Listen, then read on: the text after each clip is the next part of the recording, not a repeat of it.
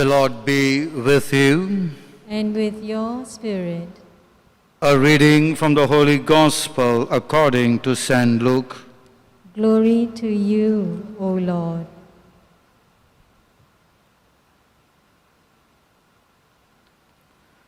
It was about the 6th hour when, and with the sun eclipsed, a darkness came over the whole land until the 9th hour.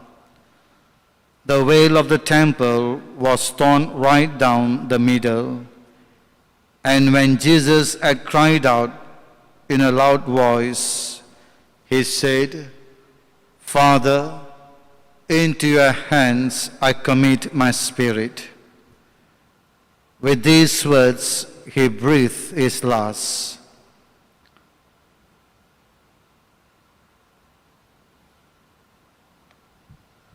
The Gospel of the Lord.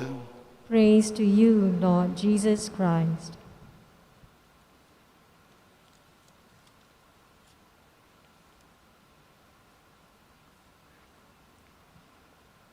My dear friends, today as we celebrate this Holy Eucharist for all our dearly departed brothers and sisters, it is important to hear what the Word of God has to say to us. And in the Gospel this evening, we have the very final words of Jesus on the cross. And the final words of Jesus, according to St. Luke, that came from the cross, are these words: "Father, into your hands I commit my spirit."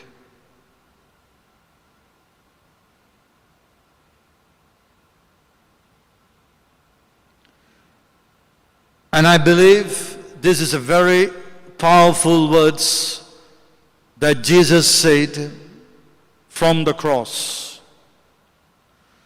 The most powerful words that Jesus preached, the most powerful words came from the cross. Jesus preached in the countryside, in the synagogue. Even he preached in some houses. But the most powerful words that he preached came from the cross. And not just these words that he spoke from the cross, but he also spoke some other words. Or in our biblical tradition, we call the 7 words of Jesus. And each gospel writers comes out in their own way the final words of Jesus. And after saying these words, "Father, into your hands I commit my spirit," with these words, he breathed his last, as what St. Luke tells us. If you read St. Mark's Gospel, the Gospel of St. Mark, Mark would put it this way: truly, the centurion, Mark brings out a character at the foot of the cross. And the character is none else than a centurion. Now Mark would say, truly, the centurion said, this man was God's son.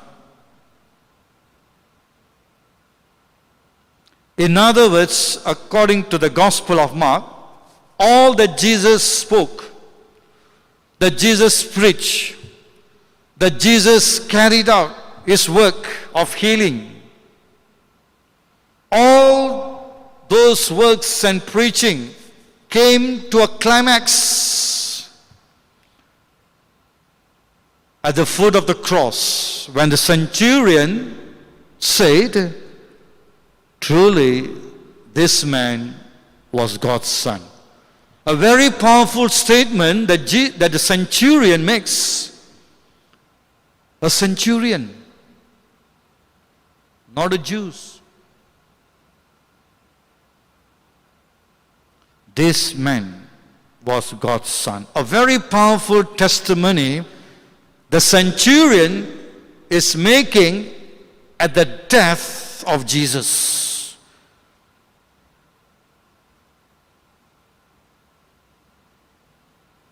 It reminds me what Mahatma Gandhi once said. My life is my message. My life is my message. In other words, the life of Jesus is a message of God's love. And that message of God's love comes to a climax at the death of our Lord. When the centurion said, this man was God's son, it is not what the centurion said that makes this so powerful, but when and where he said it. That's very important. That's very important. It's not what the centurion said. It is important, but what makes so powerful is when and where Jesus said it. At the cross, as Jesus breathed his last,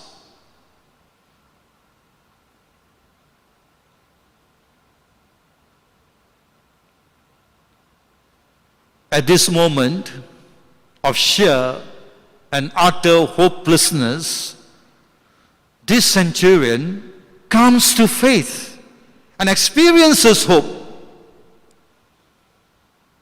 That is something that we need to capture this evening as we commemorate our loved ones who have gone. The centurion comes to faith and experiences hope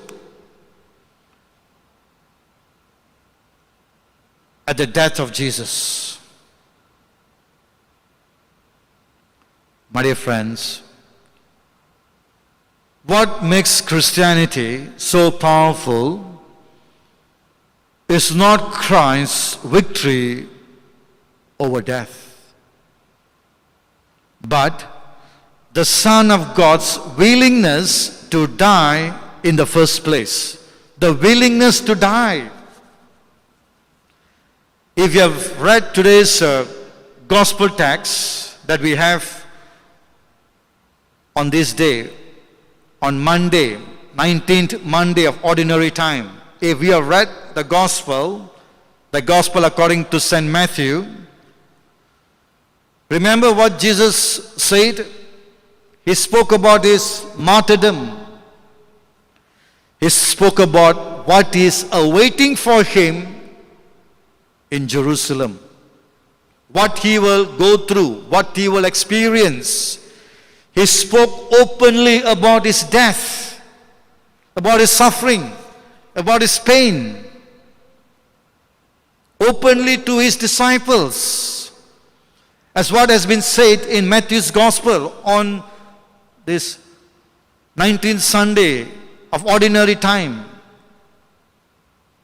that Jesus openly shared about his martyrdom, about his death, his own suffering and pain. And when he spoke his martyrdom, when he spoke about his death, his suffering, his pain. Matthew, in today's gospel, the gospel that we have on this Monday of Ordinary Time, 19th Monday of Ordinary Time, Matthew records that a kind of sadness came over the disciples. A kind of sadness came over upon the disciples. When Jesus spoke about his suffering, his death, his crucifixion, his resurrection, a kind of sadness came over them. And I'm sure, my dear friends, for those of you who have lost your loved ones during these days, or even those who have lost someone whom you treasure very much, someone whom you loved very much, someone you really look up at, I'm sure not only sadness would have come upon you, you too would have experienced some kind of emotional pain, emotional suffering, a kind of loss in your own life.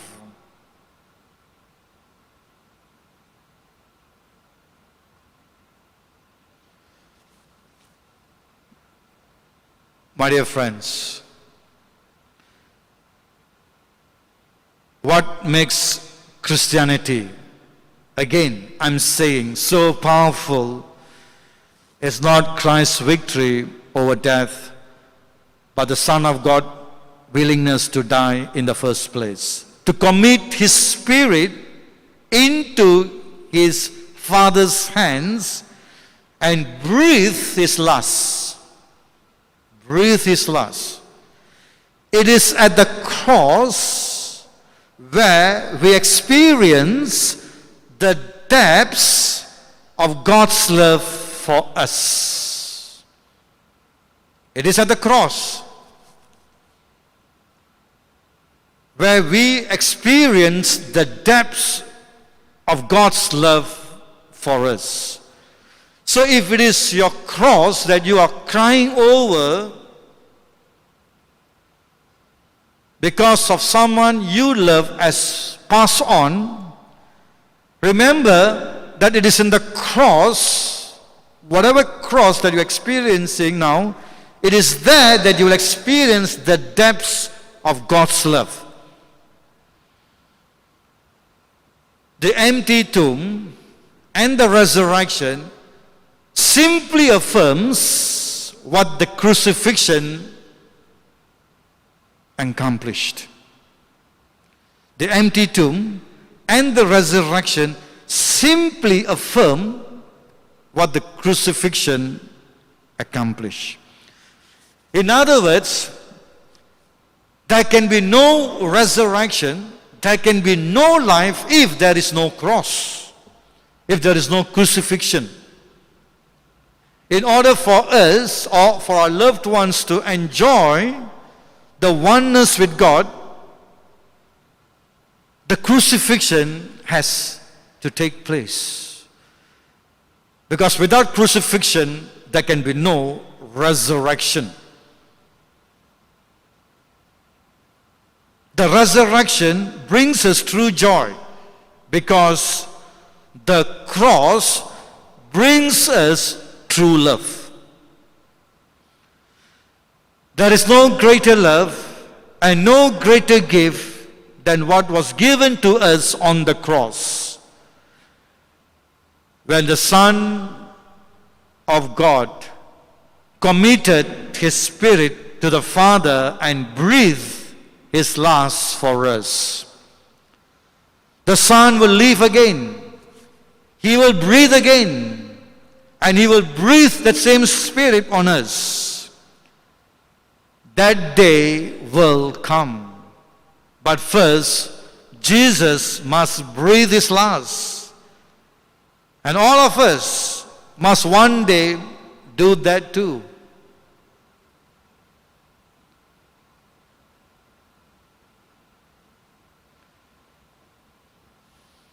One way to think of our life is an opportunity simply to give thanks for this gift. our life is a short opportunity to say yes to God's love. Every time we say yes to God's love, we make ourselves more ready for the moment when we too will be invited to commit our spirits into the Father's loving hands. When we too will breathe our last. This last word from the cross shows us and invites us to consider our own deaths. To imagine the moment when we too will speak out our last word. And to give thanks that because Jesus spoke these last words for us, the very first words we will hear after our deaths will be also from Jesus. That is, I love you, welcome home, enter into my joy, now and forevermore. Yes, my dear sisters and brothers, as much as we experience some kind of grief, as much as we experience the lostness, especially when we have lost a loved ones, let us not grieve without hope. Because from the cross, Jesus has demonstrated his love.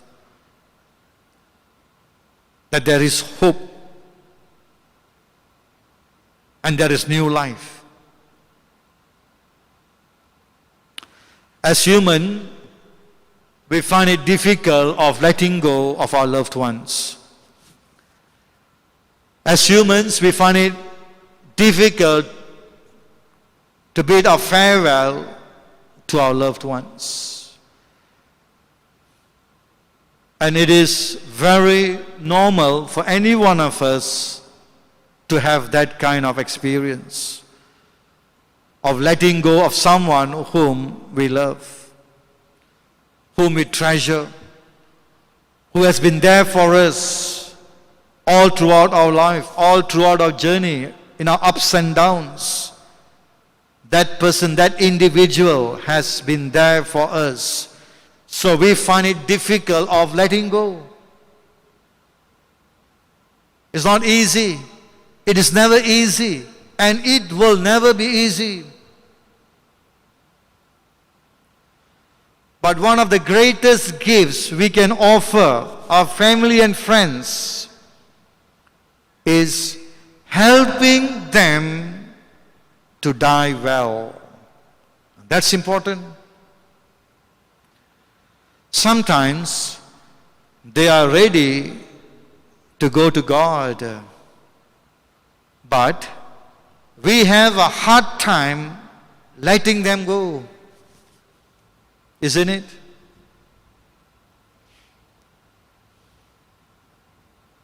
But there is a moment in which we need to give those we love the permission to return to God, from whom they came. We have to sit quietly with them and say, do not be afraid. I love you. God loves you. It's time for you to go in peace. I won't cling to you any longer. I set you free to go home. Go gently. Go with my love.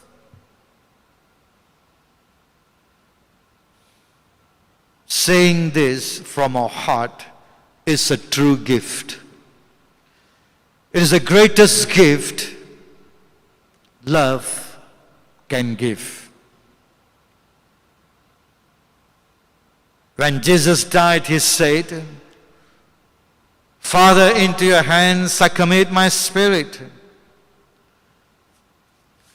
It is good to repeat these words often with our dying friends, our dying family members, or even for those who have died.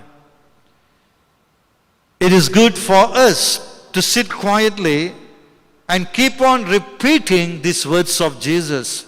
Father, into your hands I commit my spirit. With these words on their lips or in their hearts, they can make the passage as Jesus did.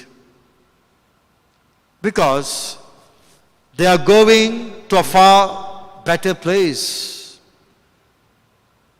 They are going to be one with God.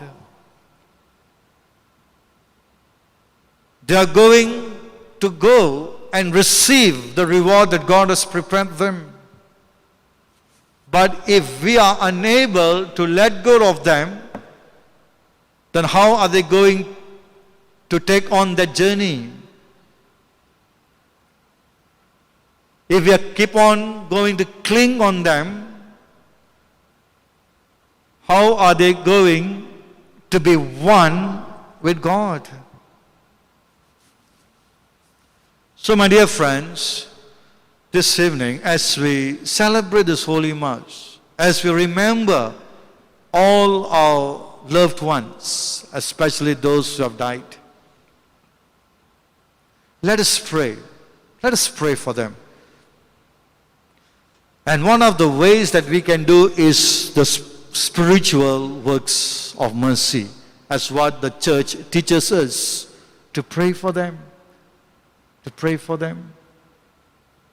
And we chose Monday because in the old traditions of the church, Monday is a day where we are called to pray for the souls in purgatory. Many Catholics have forgotten that. Monday is a day dedicated to pray for the holy souls. And that is why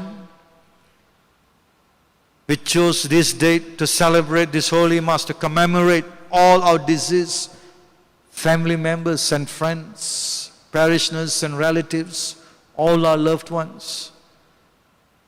And one saint that we can always invoke on every Monday is Saint Gertrude.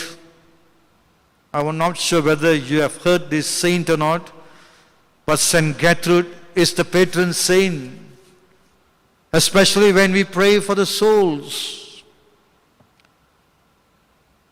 So it is good that we keep on to the old practices of the church. That every Monday we are called to pray for all deceased family members, our loved ones. Let us not forget that, because when we do that, in a way we are doing the spiritual works of mercy, praying for the dead. One of them is praying for the dead. And we need to remember them. We need to pray for them. As much as we pray for all the other intentions. So let us pray in this Holy Mass that God, in His mercy, in His kindness, will bring all our loved ones to His eternal home. That they will be one with Him, in rejoicing with Him, in glorifying God in the throne of heaven. And for all the family members who have lost your loved ones during this time of pandemic, be rest assured that God is with you. The church is with you. The church is praying for you during this time of great pain and great suffering. That God has not forgotten you and the church has not forgotten you. And every time we gather for the Holy Eucharist, we remember to pray for all our deceased loved ones. Let us strengthen one another. Let us pray for one another. Let us continue to hear the words of Jesus that comes from the cross. Father, into your hands I commit my spirit.